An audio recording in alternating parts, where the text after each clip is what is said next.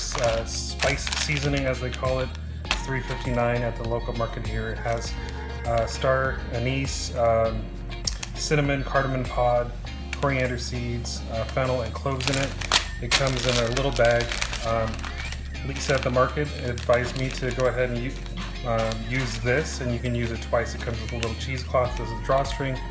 Then we have the Pho style. These are just bouillon cubes, but with a Pho style. About 2 cubes per batch, so you can use this as 2 cubes here. On top of that, we also use, now this is the one I had in stock, and then this is the one she said replaced it at her store. Pho Vietnamese beef flavored paste. We use onion, fresh ginger, and then this here is Thai ginger, also found at the market. Usually what I do is here we're going to cut these in half and we're going to broil them.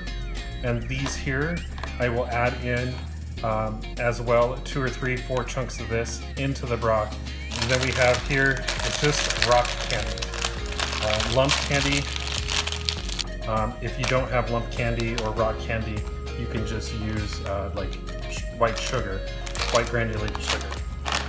For the broth, a lot of people will do just water, but because I'm not boiling down bone, if you want to make a beef stock, I mean, we're talking it's just beef stock. Some people use oxtail, some people use short ribs, things like that, something with the bone marrow so that it gets into the stock real well.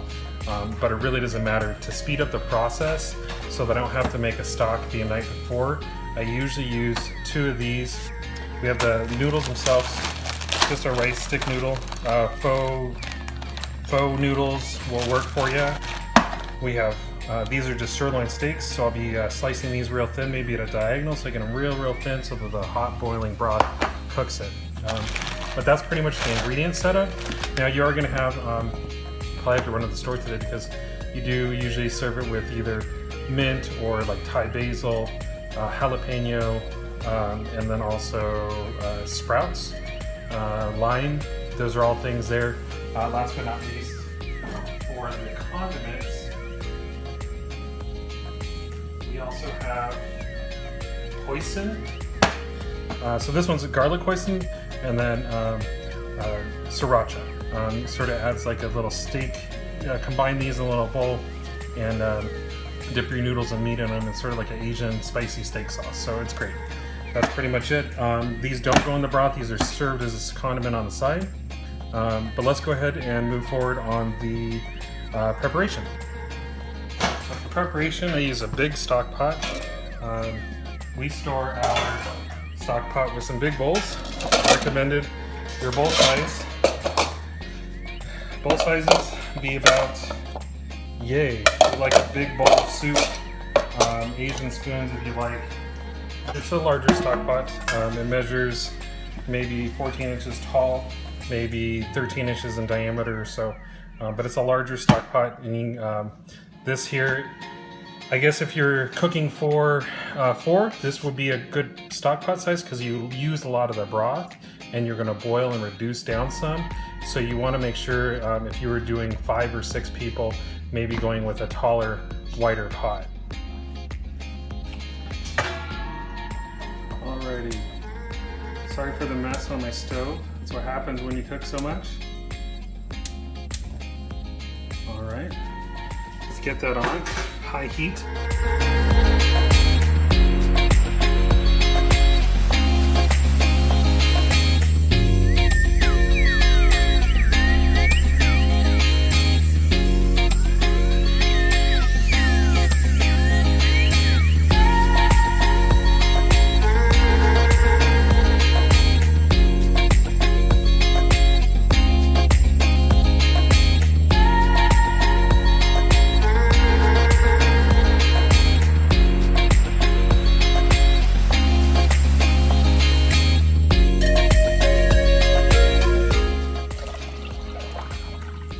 So here I've added, maybe, these are 2 liters every time I'm doing it. I think I just did 4. So we're looking about, 4 liters plus the 64 ounces. So that's quite a bit. So I have to rethink about what I've done. So adding in my bouillon, you can get 4 cubes of bouillon, but these do have the instruction of, let's see here, you put it into 0.5 liters of boiling water, keep boiling to, so what I think I might do is actually do all 4 of these. I'm sorry I'm changing the recipe on you, but I never write these things down and I go by taste. That's how I do it. I get general concept and I go by taste, because it doesn't matter how good you follow a recipe, if it doesn't taste good, it doesn't taste good. And so you have to adapt to the recipe. As long as you have the supplies to add in, you can't go wrong. So what we'll do is we'll start with 2 of these, and as it gets boiling, I will debate 2 more. Okay, just drop the bouillon in there.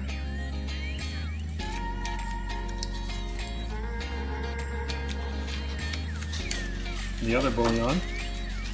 Okay. We'll let that go as we clean up. We bring this to a boil, and then we'll continue it boiling for a while. I do have a lid, so I'll throw the lid on there for now while I prep some of the other things. Simple, we'll just turn it to broil, get that going. As soon as it's ready to go, we'll put in our ginger root and onions, get those broiled. Alright, so this portion is really simple. All we're going to do is cut an onion in half. That's it. Actually, I'll start with this side up. We're not worrying about skinning it, we're just going to have them up. This one here will be skinned, but I have it left over, and that'll go all on the tray there. So we have that. Well, I usually put 2 onions in, and those will soak in there. And then we take some of our ginger and we just have it right down the middle. We're also going to work on broiling that. Nice and fresh smell, but when you boil it, it just chars it, brings out more smell, more flavor of that ginger, and that's going to add to the flavor with your cinnamon, your cardamom pod, and all that. Okay, so that's prepped and ready to go in. These things will go in as dry ingredients, go into the soup. But I'll usually put everything in at once. But let's go ahead, while we're waiting for the broil to get too hot to put that in there. What we can do is we can work on our spices. We're going to use the entire thing for one batch. Now, this cheesecloth here is what we'll pour everything into, so we'll need a funnel later to get our spices into our cheesecloth. But the great thing about the cheesecloth is it provides something for you to take in and out, and the great use is you can take this right out from the boiling water, put it in a bowl for just a couple minutes to let it cool down, get out a Ziploc bag for the freezer, drop the whole thing in wet, and just throw it in the freezer and let it cool down in there, because you can use about twice for every batch. So it just all goes in there. Nothing special, no oil, nothing. We're just going to release some of the aroma and some of the flavor of the spices. So you got some coriander seeds, here's your cloves, cinnamon, cardamom pods, star anise. So we're looking at a couple. You could, if you have these spices in there, it looks like they put about 2 star anise in there, about 2 to 3 cardamom pods, a handful of fennel, I think, is sorry, all the ingredients I think I listed before, and a couple sticks of cinnamon. But we just get this real hot, and we want to see a little bit of smoke. You want to see the spices sort of smoking a little bit and releasing that flavor. You can also tell in the smell of it, it'll increase in smell. I can already start smelling it. In the meantime, I'm going to get my funnel out, get it ready, and then I'm going to put it in my already provided cheesecloth. You could do this on, you don't have to put it in a cheesecloth. You could put everything right in there and just strain it all. But this here is a great idea, and I learned from Lisa that the cheesecloth can be used After you prepare it here, you throw it in the freezer, you use it for a second use. And here you can actually hear a little bit of the seeds popping, and you know that it's releasing some of that inner aroma and that spices, and you can already start to smell it. So it only takes just a bit. So you want to watch it, you don't want to burn it, you just want to toast it a little bit. And now I'm starting to see a little bit of smoke, meaning we're almost there. We're going to continue stirring while it's smoking. Okay. We just want a little bit so that it releases that flavor.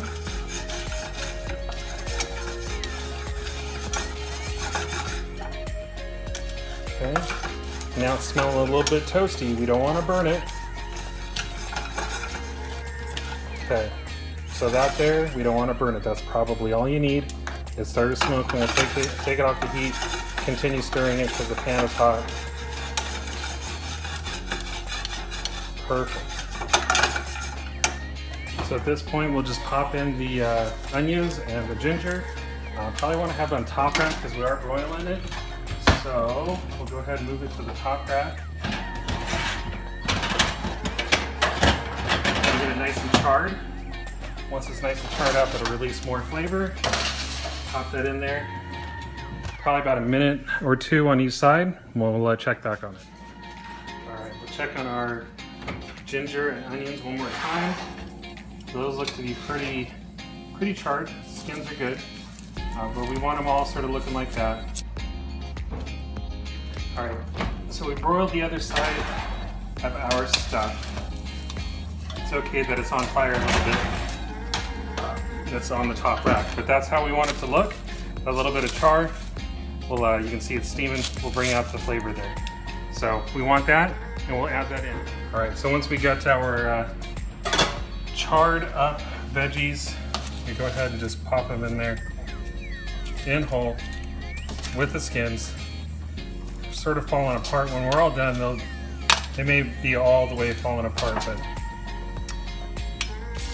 our ginger, it's not really burnt up or crisp, but that's okay. We release some of the flavor by charring it up, and that's it. So like I said, our raw candy, I put in about 8 to 12 cubes. That entire pot, that's about all you need for the sweetness. Penelope doesn't like it sweet, so we'll pop that in there. Just drop that in. I put in the fresh ginger, the Thai ginger, and I put in about 4 to 5, 6 pieces, about half a package in there. Okay. And then last but not least, we add our beef paste. Go ahead and open that. It's nothing fancy. I don't take measurements. I usually have half to a full jar. Just right in there. We just give it a good stir so it comes off the spoon.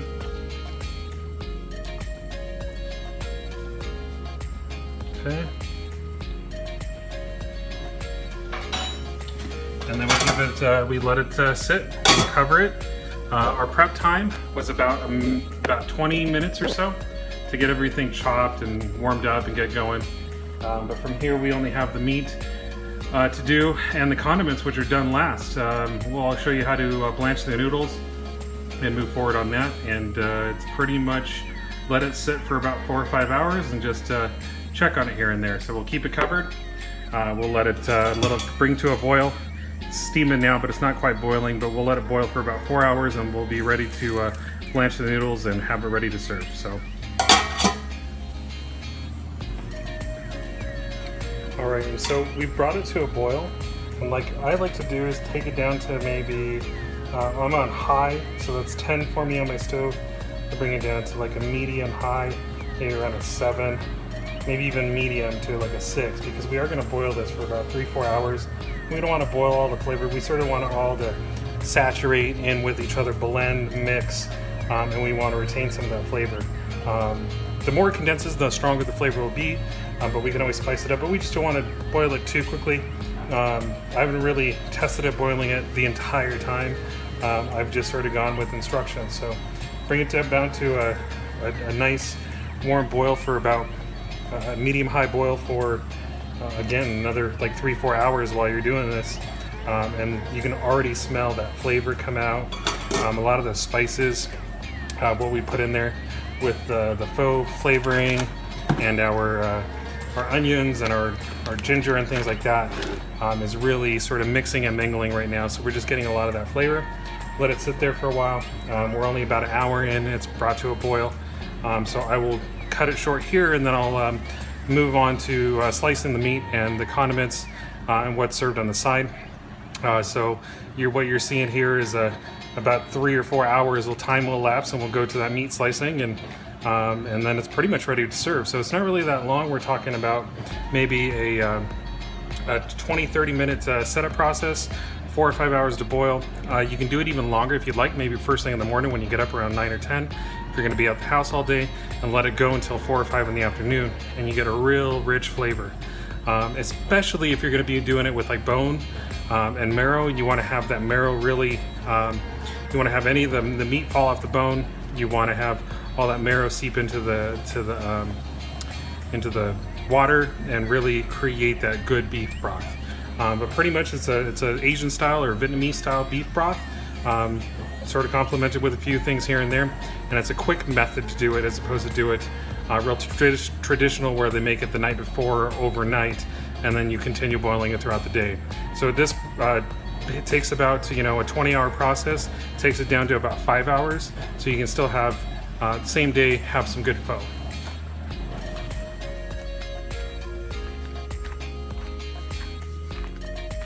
You come out to your garden and you find a nice size jalapeno. Now we don't use a lot, so when we're looking at our jalapenos, they don't have to be really, really big, but we have some nice sized ones here.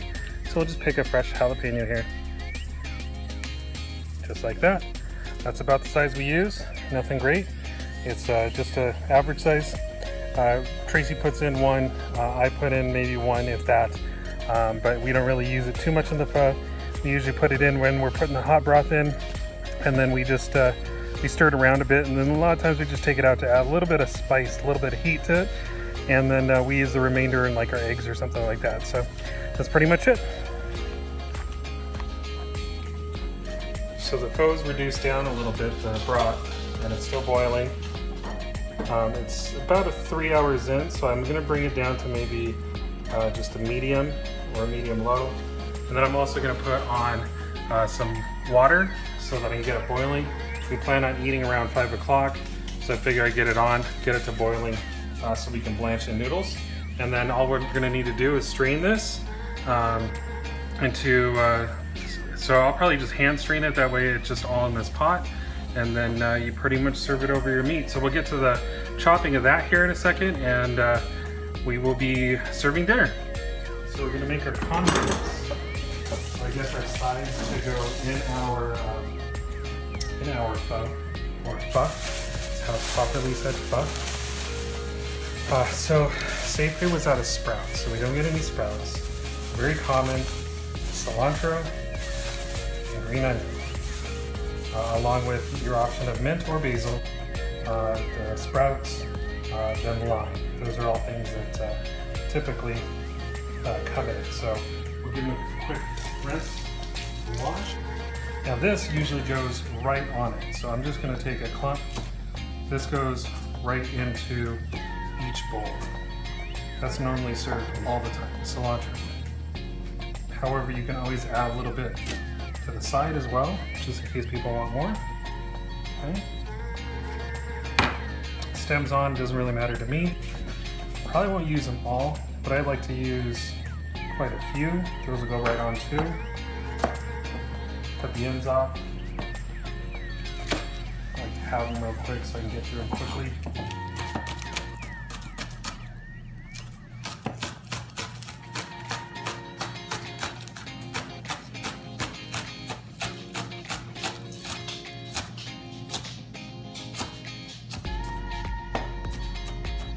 Okay.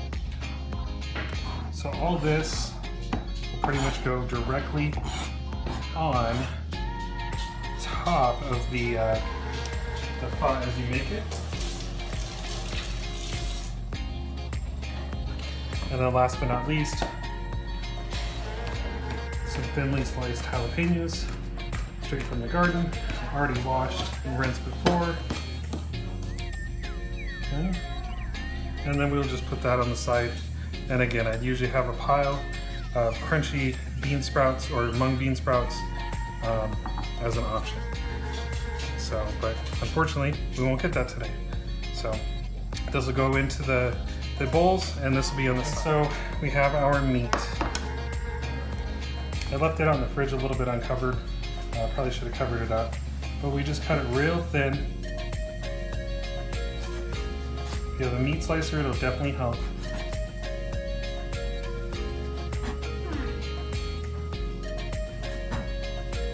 And I just turn the blade at a slight angle to get a little bit of a thin cut, because what we want to do is we want this meat to cook. As soon as we put the boiling hot broth over it, we want to have that cook.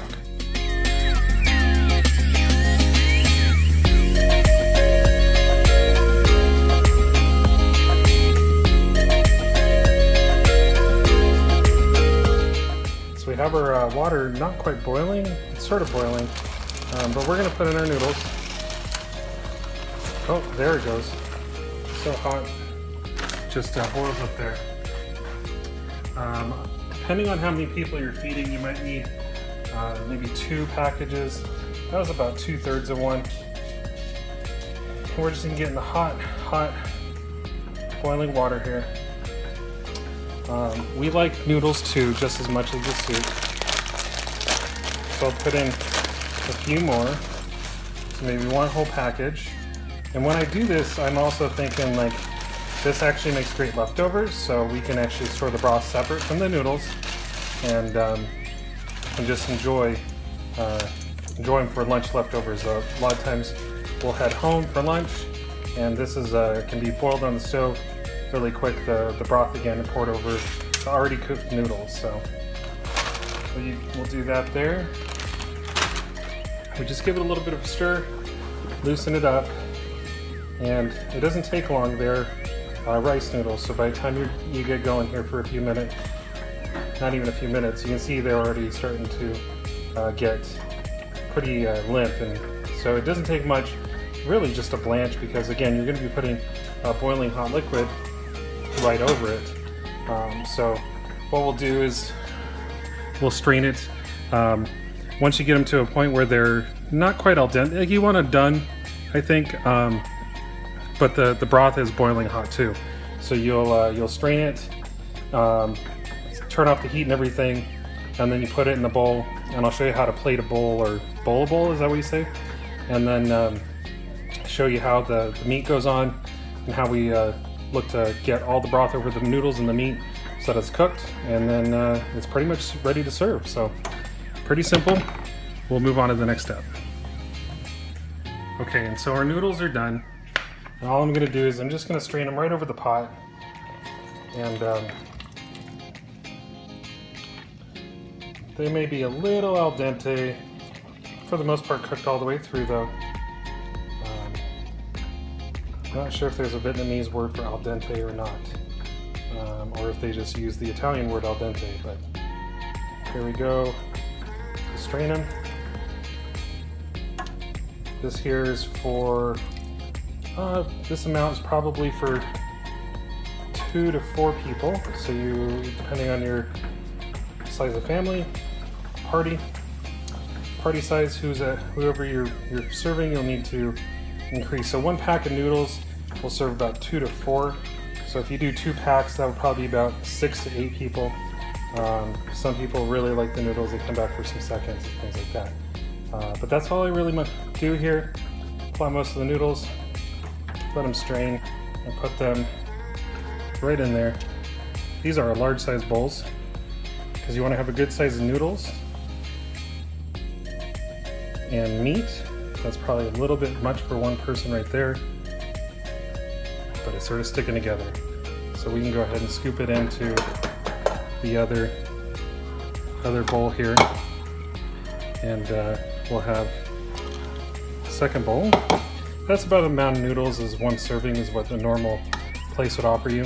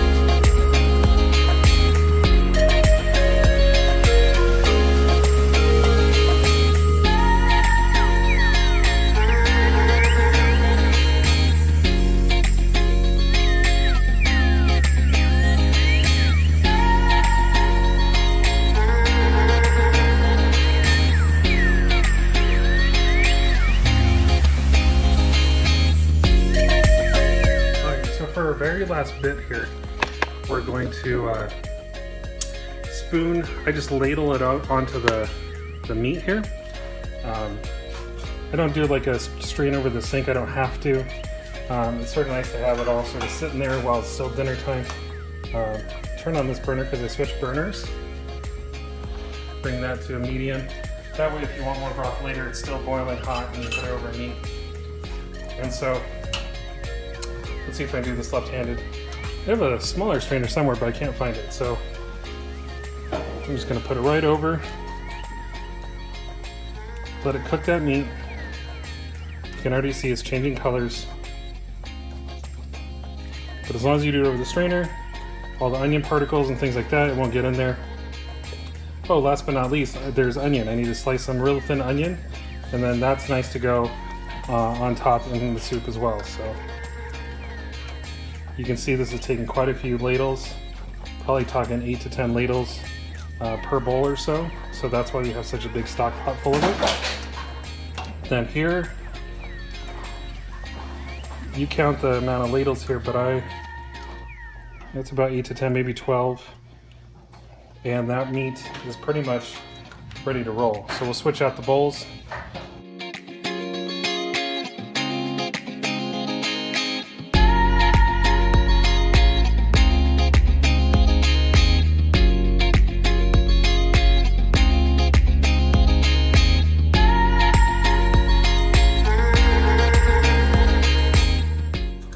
So we just had our freshly chopped onion, and we have a couple of bowls of pho ready to go.